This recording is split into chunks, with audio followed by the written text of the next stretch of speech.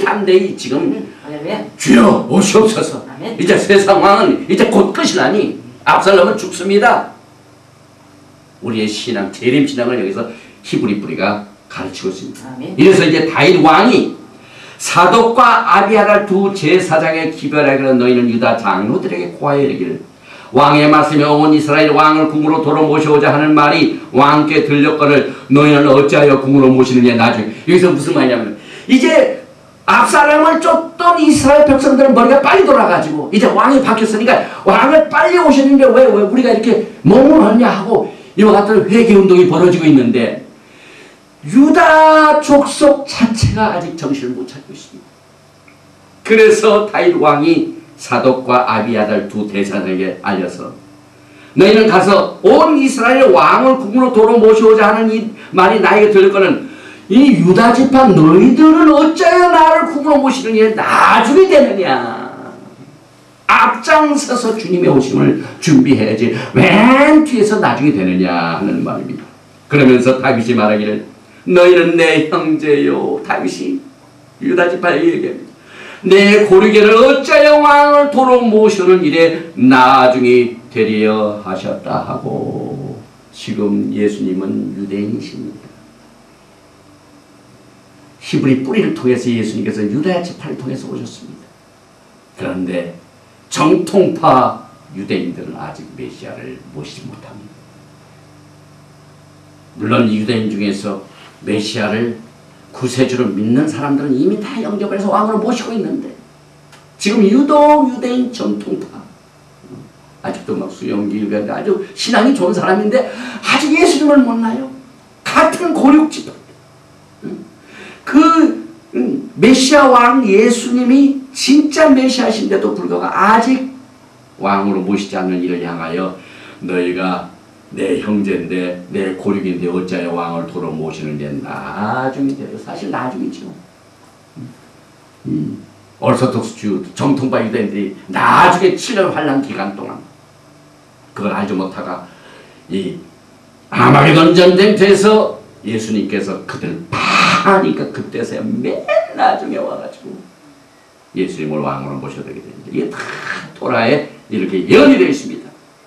그래서 마지막 때에 일어날 예수님의 재림과 병행되는 사건이 다윗이 쫓겨갔다가 다시 돌아오는 일을 통하여 우리에게 이것을 치고 있습니다.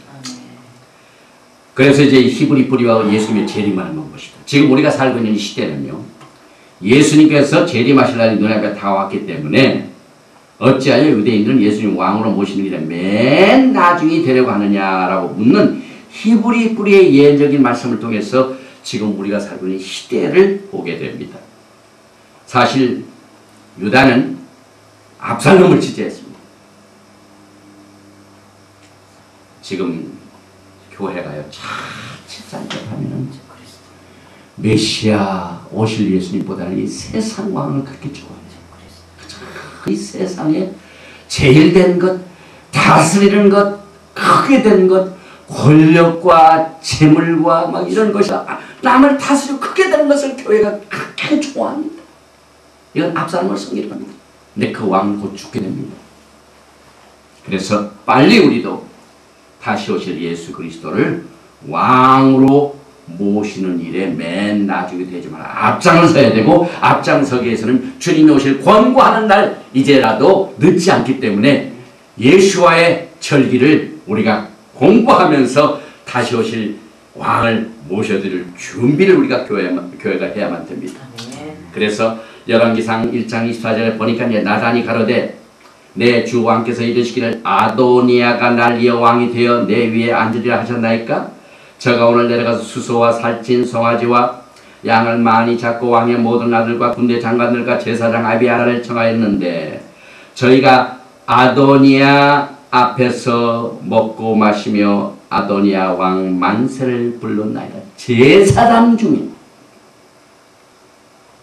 아도니아 앞에서 아비아달을 초청을 받아가지고 거기하고 같이 놉니다. 그러나 왕의 종 나와 제사장 사독과 여호야다의 아들 분야의 왕의 종 솔로몬은 청치 아니하였사오니 이것이 내 주왕이 하신 일이니까. 그런데 왕께서 내 주왕을 이어 그의 앉을 자를 종에게 알게 하지 아니하셨나이까.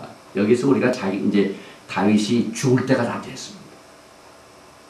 그래서 그 아들 솔로몬이 왕이 됩니다. 그런데 그 다윗 왕에서 솔로몬 왕으로 왕권이 이어지는 가운데 또 예언적인 내용이 있습니다. 심각한 정치적인 움직임이 엿보이고 있습니다. 이제 솔로몬이 다윗의 후임자로 왕이 됩니다. 그런데 솔로몬 왕을 지지하지 않는 제사장들이 있습니다. 그래서 아도니아를 지지할 것인지를 결정해야 하는 중요한 정치적 상황이 오늘 제가 말씀드린 내용입니다. 제사장 아비아달은 아도니아를 지지했지만 사독은 다가올 일을 살펴서 하나님의 축복을 받아서 다윗 왕의 후계자 솔로몬을 지지하게 됩니다.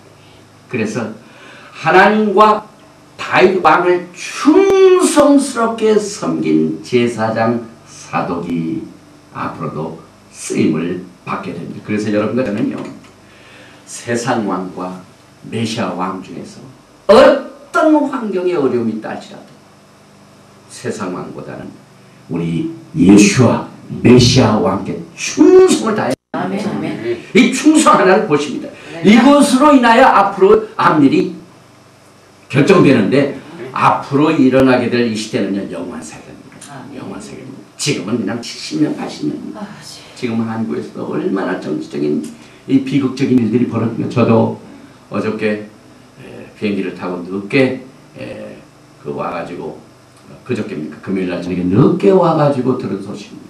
지금 한국의 정치적 상이 얼마나 비극적인 그것을 보더라도 우리는 이 세상 왕을 섬길 아버지 하나님께서 우리에게 주신 그 특별한 하나님의 지혜를 통하여 세상 왕을 섬길 것인지 메시아 왕을 섬길 것인지 빨리 결정하라고 사인을 주신 겁니다. 세상 왕들의 말도가 그렇습니다. 세상 왕을 떠나던 우리들의 말도 그렇게 된다 이 말인데 지금은 보이지 않지만요, 우리의 생각과 우리의 생각 모든 영원 세계를 다스리는 예수와 왕을 지금 우리가 섬겨야 됩니다. 그래서 예수님을 수종을 들며 직분을 지키는 이 에스겔서에 보면은요, 제사장들의 공적인 책임이 있습니다. 이제 앞으로 우리가 주님으로부터 직접 쓰임을 받는 공적인 책임이 뭔가? 여기 보니까 예수님을 수종을 들며 직분을 지킵니다. 앞으로 우리가 주님의 뽑힘을 당하면은요, 직접 신랑 되신 예수님 가장 가까운 데서 신부를 에스겔서 44장 보여주십니다. 이스라엘 족속이 그렇게 나를 떠날 때 사독의 자산 레위 사람 제사장들은 내 성소의 직분을 지켰은즉 그들은 내게 가까이 나와. 오늘 본문 말씀이 얼마나 대제사장이신 예수와 메시아와 섬기는 제사장 간에 이렇게 가깝습니다. 수종을 듭니다. 그 다음에 이제 주님께 쓰임받는 직분을 가진 제사장은요, 토라를 가르칩니다.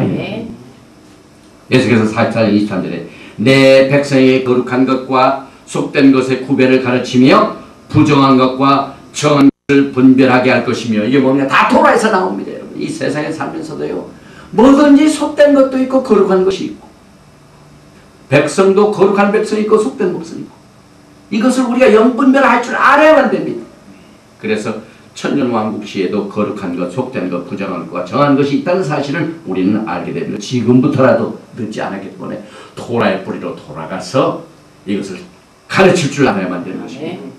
또 송사하는 일을 재판하게 됩니다. 에스겔서 44장 24절 이하에 보니까 송사하는 일을 재판하되 내 규례대로 재판할 것. 내 규례는 뭡니까? 토라 규례가 됩니다. 앞으로 또 정한 절기를 지키게 됩니다. 에스겔서 44장 24절에 내 모든 정한 절기는 내 법도와 율례를 지킬 것이며, 여기 절기 지키는 것이 유대인들에게만 속하는 것이 아니라 분명히 레위기 23장에 보면 영원한 규례라고 하신 그 내용을 증거하게 하여 천년왕국 시대에 성서를 세우신 우리 메시아 왕께서 제사장들을 거느리